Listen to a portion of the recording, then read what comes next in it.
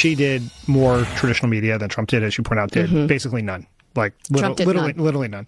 Ain't got no for that. Yes. We got tons of that she wasn't doing enough media. Yeah. He got no.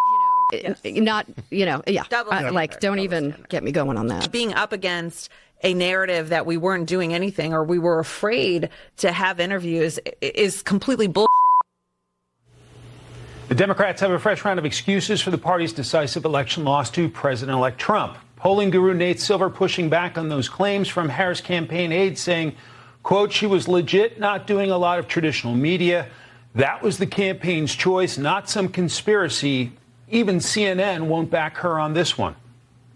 They're explaining how they played the hand they were dealt with. But again, I didn't hear a lot of contrition there. Usually when you're explaining you're losing, this is they lost and they're explaining, but they still, look, you can't explain your way out of this, so lost.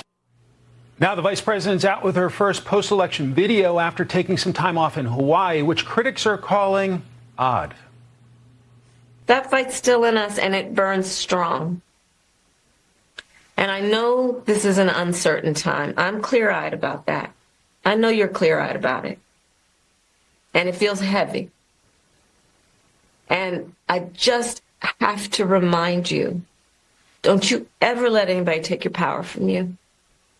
You have the same power that you did before November 5th.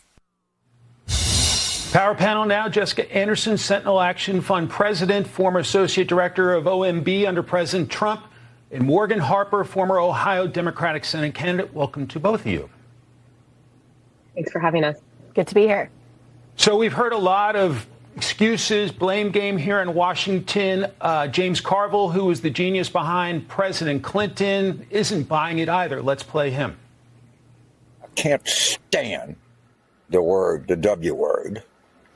I call it identity politics. You can imagine what I think the W word. It sickens me to even use it because the word is so noble and so glorious in its origin. The discussion now, I saw Bill Maher, I saw Jon Stewart, I saw different people in.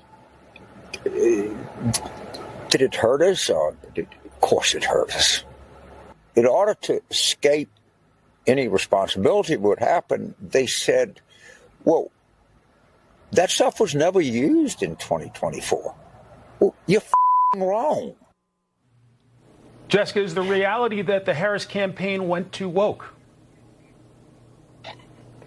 The Harris campaign did go too woke, and I think that what we're seeing today with these autopsies is they're not really getting to the heart of the problem of the Harris campaign. There were really two things, Mike, that I think that were at play.